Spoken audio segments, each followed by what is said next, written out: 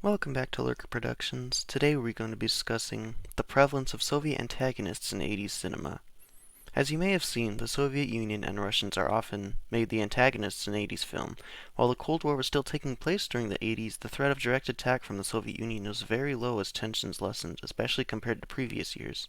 Yet so many films and other forms of media depict an immediate and impending threat from Soviet forces. Today we will discuss why this interesting pattern developed. At the beginning of the 1980s, the 1980 Olympic Games took place in Moscow, and at this same time, Russia was invading Afghanistan, and so the US and 68 other nations completely boycotted the Olympics. Now, this controversy led to many feeling like it was more acceptable to openly criticize the USSR and their policies. Now, also in the 1980s, Ronald Reagan was elected to the presidency, and he was very open about being against Russian and Soviet policies. He is famously quoted saying that Russia is the most evil nation, which made people feel like it was once again okay to openly criticize Russia. Now, the trend of antagonizing Soviets in the USSR didn't actually start until 1983 when the movie War Games came out. And that's about a technical error in US military technology that leads to a supposed threat of Russian missiles against the US territory. And then in 1983 later, a made-for-TV movie called The Day After came out, which details what might happen if a nuclear bomb was dropped on the United States.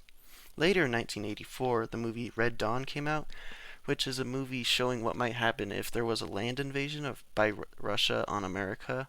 And then, of course, in 1985, Rocky IV came out, which isn't really about Soviet government or military conflict, but it definitely strengthens the rivalry. Now, also, Rocky IV was a much more popular film than the previous three, which definitely gave that message a larger audience and influenced a much wider variety of people.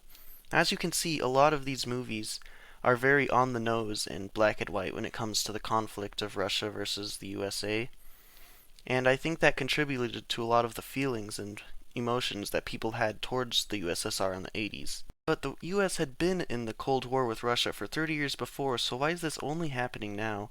And I think that has to do with the fact that the tensions were lessening.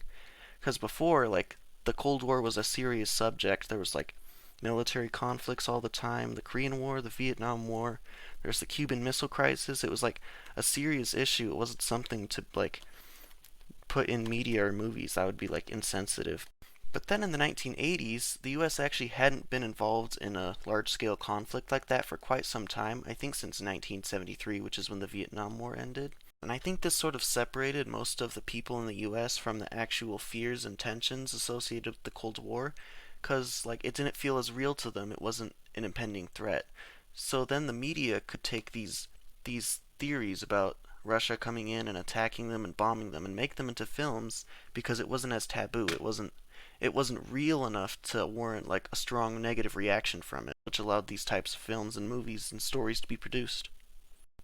Now, this phenomenon is really interesting, and it's definitely an iconic part of 80s cinema, and it has an interesting long-lasting impact on America and how we see and interpret Russia, especially evident with the current Ukraine conflicts going on. We can see that Russia is seen as the big bad guy that we don't like. They're taking the little guys who want to be free, like all the stuff we'd seen in these movies from the 80s. Well, that's basically it then. It was a great video and a great topic, very interesting one for sure. We'll see you next time on Lurker Productions.